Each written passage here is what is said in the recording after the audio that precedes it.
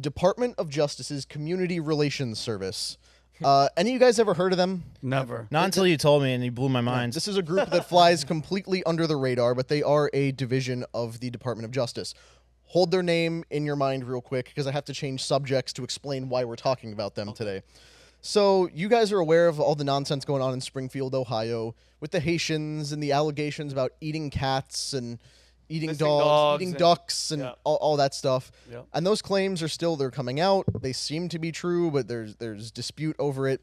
It's unclear whether Haitian migrants will eat your pet. It's 100%. But what they for sure will do is kill your kid. Jesus. So this brings us to the story of Aiden Clark. He is an 11-year-old resident of Springfield, Ohio. He was just killed last year by this man, whose name is Hermanio Joseph. He's a 36-year-old Haitian immigrant. Aiden was killed in August 2023 when Joseph crossed over the center dividing line on the road and crashed into a full school bus. The 11-year-old was ejected from the bus, which flipped over and landed on him. Jeez. More than 20 children were taken to the hospital. Joseph is now facing 9 years behind bars after being convicted of involuntary manslaughter. He was not licensed to drive in Ohio. He had a Mexican license to drive, but he said that the reason he didn't have an American driver's license is because he didn't have the proper paperwork. Should not have been driving, but he did. And I've been seeing a lot of videos on X, on YouTube, of people from that Springfield, Ohio, right? Mm-hmm. They're complaining about how horrible the drivers of the migrants that are just getting dropped off, they don't know how to drive, and they're crashing into cars everywhere. Our own home state of Florida is also a huge hotbed of Haitian immigration, and it's 100% true. Everything they say about their driving, 100%. Which doesn't mean we're racist. They're just bad drivers. People from the islands are it's bad. Kind of racist, though. I mean, it's a stereotype. Well, Haitian is nationality. But if I said Asians are bad drivers, you guys would be like, "Oh, I'd say you're right. Yeah, it's true. Yeah, all right. My friend doesn't even have a license. My friend is Haitian. He's 43 years old. He doesn't have a driver's license. Does that apply to women as well? Yeah, Asian women the worst. He drives. He doesn't know how to. No, he doesn't know how to drive. He's just like, I don't even want to go for it. But the other thing islanders do down here aggressively is commit insurance fraud. Like insurance fraud goes through the roof. But these people who brake check people to get rear-ended, then they try to pull insurance scams. I watched that happen. Yeah, where a guy literally he pulled. It was the weirdest thing. It was like it's like watching a car accident happen in slow motion, where the guy was stopped at a stop sign, and then the guy started to weasel up, and the guy was like stopped, and then the guy ran right into him, and then tried to So I witnessed those happen. It was very odd. Yeah, and when that happens, the person who comes out of the car committing it is almost exclusively going to be Haitian or Jamaican. They were. And again, ish, I guess. Rob, you can object to saying they didn't look like Brandon. Yeah. So it's happened to my wife twice in the last 2 years. It's happened to us, and it happens constantly. But let's go back to the story of Aiden Clark. This is his dad a couple days ago, speaking at a press conference about the death of his son.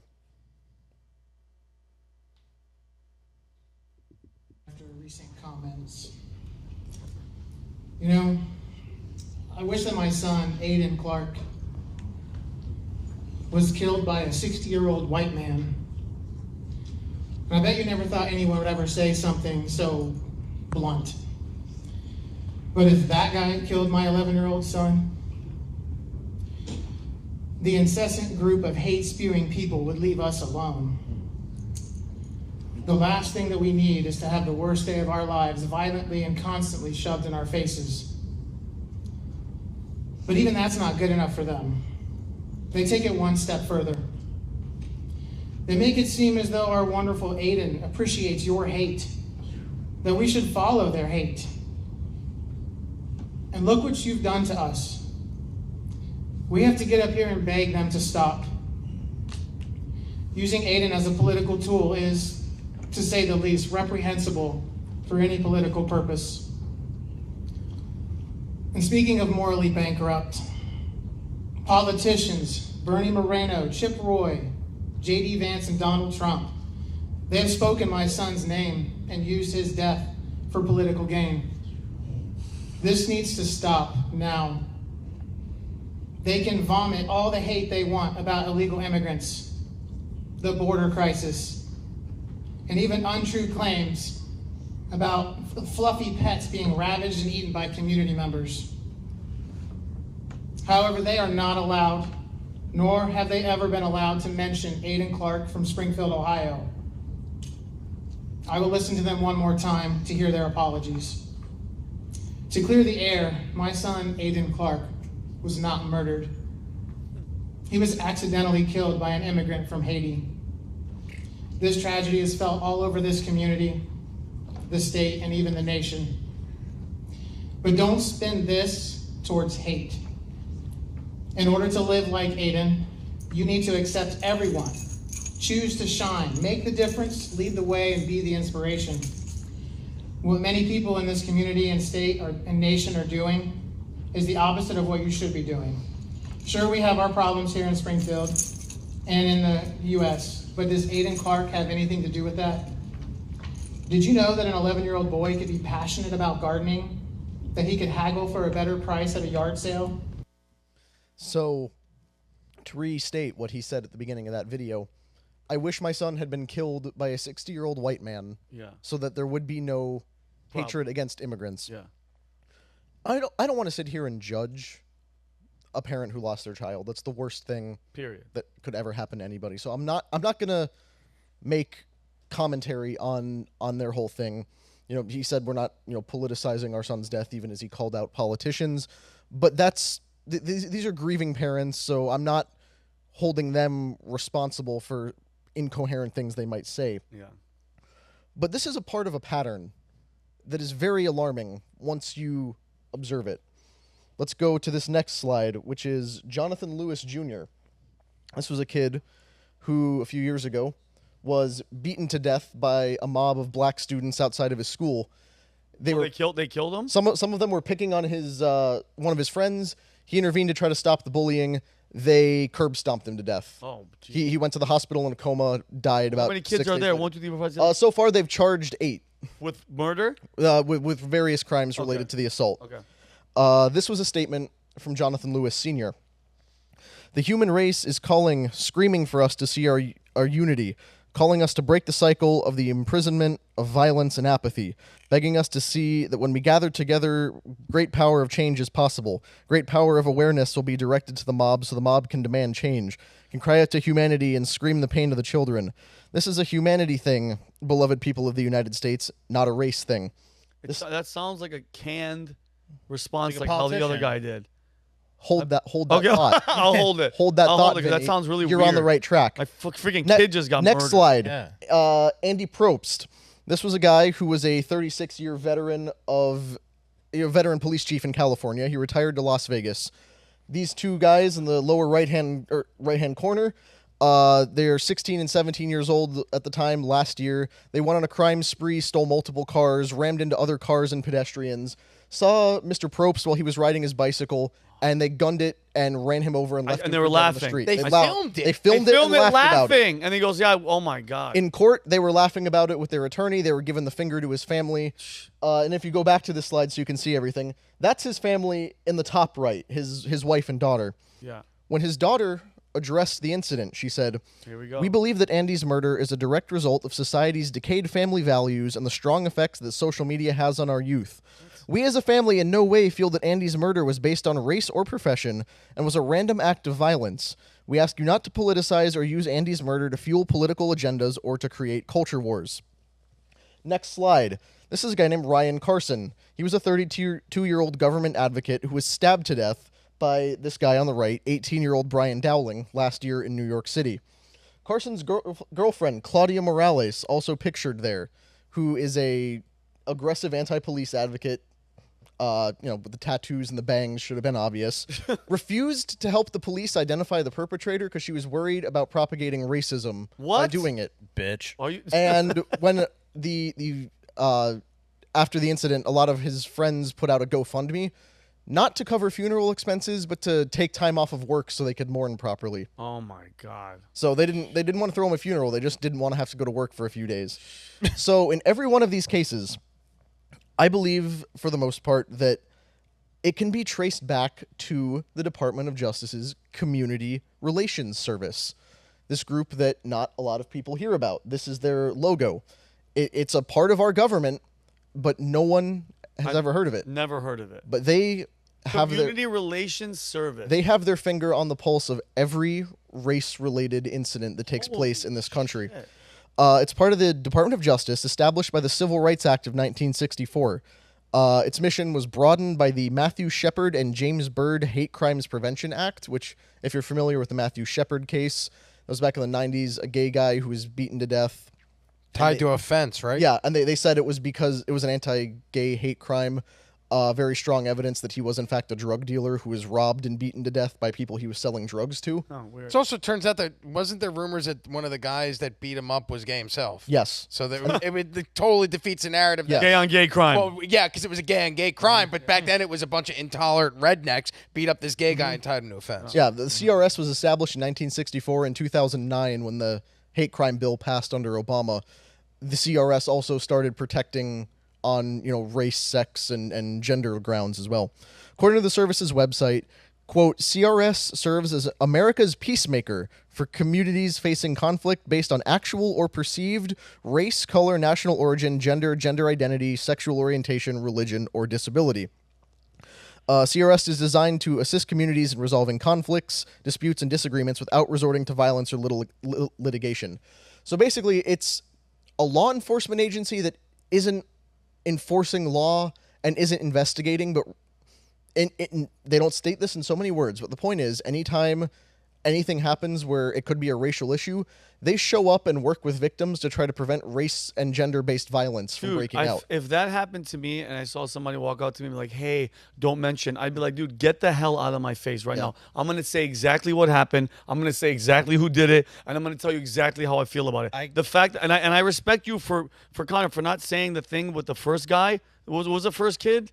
Aiden Clark. Aiden Clark, like, to say I wish it was an old white 60-year-old white guy. It's like, bro, the guy didn't have a driver's license and he was dumped in your city by the Biden administration for other reasons, not because they give a shit about Haitians. That's why I'm sick and tired of hearing this nonsense that this administration gives a damn about these people. They don't care. They just drop them off because it's so bad in Haiti. They're like, we'll just drop them there with no housing, no nothing. Good luck. Fend for yourself. Like, what the hell are they saying to these people to compel them to have this kind of narrative? Like Money. Yeah, I mean, it must be, but like the guy seemed more passionate about the racial narrative than his son being I'm like, killed. your son's dead. Yeah. Like, shouldn't you be mad? Like, face the issue at hand. A migrant with no driver's license that was dumped here killed your kid. Involuntary, voluntary, I don't give a shit. You don't have a kid anymore. He's blowing the situation up. And but then you have somebody that works in PR come to you and they go, listen, we're so sorry about your tragedy, but here's an opportunity for us to work with us on on the behalf of your son and try and diffuse racial tensions across the country. And by the way, because you're going to do this, it's a service to your country. Here's $1 million payday. Your son's not coming back, but the least we can do is try and make your life a little bit more sustainable. So Here's your that's script. how it happens. Do you, Rob, God forbid, you take that money if that happened to one of your kids? Well, I mean, it happened to one of my kids. I lost a child. I mean, no, I wouldn't. But I also was. My daughter died in an accident. She was hit by a vehicle, and I came out right away because it was very public. I was working on the radio at the time. It was reported by the news. I came out and said on the radio, I issued a statement because people were attacking the woman at the time, and I said, hey, it wasn't her fault. And it was like I spoke with the police days after the investigation, and within the first week of my son was still in the hospital, but I felt the duty to go out there and calm the narrative because people were upset at this woman. And I went, the woman couldn't see, it was dark, it was an accident, it was terrible. But I there's no amount of money that you could have paid me to go out and go, put that woman in jail. She's a migrant Haitian eating cats in Ohio, and she needs to get out of the country. I'd never do that. But some people, I could see how other people who don't have the, didn't have the upbringing that I had and didn't have the support that I had during that time, that they could be easily swayed. It's a very vulnerable time in your life, so I could see how the right people, again, it's a government. The government, if they're good at doing anything, it's propaganda. So imagine they get you at your most vulnerable moment, they sit you down, they offer you a huge sum of money to go out, but they're also going to convince you you're doing good by doing it. I could see how some people could fall for it. So Rob, and dude, God rest your kids' soul. I honestly, I didn't know, and I mean, okay. thank you for sharing. I love you to death. But Rob, here's my question though: what if that person was a migrant that was dumped there, that didn't have a driver's license? Like 100%. Then I would have said, "Hey, yes, this." That's what I'm saying. If the person was drunk or they were high or their blood test came back and there was anything, but the police assured me at the time that it was an accident, and I felt that with the microphone that I had in the community that I was in, it was the best thing that I could do at the time. Or even beyond that, imagine the scenario in which something horrible like that had happened, and you had reason to suspect that the person responsible for it went out of their way to do it based on the racial dynamics of the situation. Like the case with the one kid outside the school. Imagine if you had seen a video of 8 to 10 white kids curb stomping a black kid to death. Oh, forget it. And then a government agency went to that kid's parents and said, hey, don't mention race. First of all, you know that would never happen. Never. And you know even if it did happen, there would be so much outrage over it. They'd be like, the government's trying to cover up another black kid who was murdered by racist white kids. Only you don't see that dynamic playing out. You see large groups of black kids beating the crap out of white kids on a regular basis. It is not that hard to find videos of it happening. So it makes sense for the government to want to come in and say, you want there to be racial harmony. We're not trying to cause incidents. We want to, downplay violent things. Even if there's legitimacy to it, we want to, not have it cause a big problem. But they're exclusively doing it to white families who have lost people to these incidents. They're not doing it to any other group. I have a list of all the different places the CRS has claimed to have been involved since they were created. They intervened in the Selma marches. They prevented riots after the MLK assassination. They protected Muslims after 9/11. They were on the ground during the Rodney King riots. This is very interesting. Where they were make they a on note. Jan 6th? They don't say where they were on took the day January off? 6th. Apparently so. But they said after Hurricane Katrina, quote, CRS's rumor control measures in communities throughout Alabama, Louisiana, and Mississippi responded to allegations of racial disparities following disaster relief efforts. Rumor control efforts. Rumor control. So that's saying the quiet part out loud. We are on the ground controlling rumors and spreading propaganda to make one narrative rise up above the other. They were involved in Trayvon Martin. They were involved in Eric Garner and Michael Brown. After the Pulse nightclub shooting, they were out trying to control the narrative on that. They showed up in Charlottesville. They showed up after the Tree of Life synagogue shooting. During COVID, when there was a, quote, anti-Asian American, Native Hawaiian, and Pacific Islander hate during COVID, they tried to stop that. Of course, that agenda fell apart once they realized that it wasn't white people who were beating up. It was Asians black in the guys on the streets. trains in New York punching freaking Asians in the head. And of course, they showed up for the George Floyd riots as well. You know what's trippy Dude, about... but this is like on some Men in Black. I never ever heard about that. Amazing reporting. And I'm gonna call you. What were you gonna say, Umberto? Because I want to go to Brandon. We have a minute This is left. absolutely shameful. Like, it's heartbreaking that the weakest and most feeble people in society, like older men, younger kids, have to pay for our importing people. That I'm not racist at all. There's a single bone of racism in me, but I am a culturalist. Okay, Haitian people, they came in hordes. Before they came to America, they took over Chile. Like thousands upon thousands really? of Haitian people there.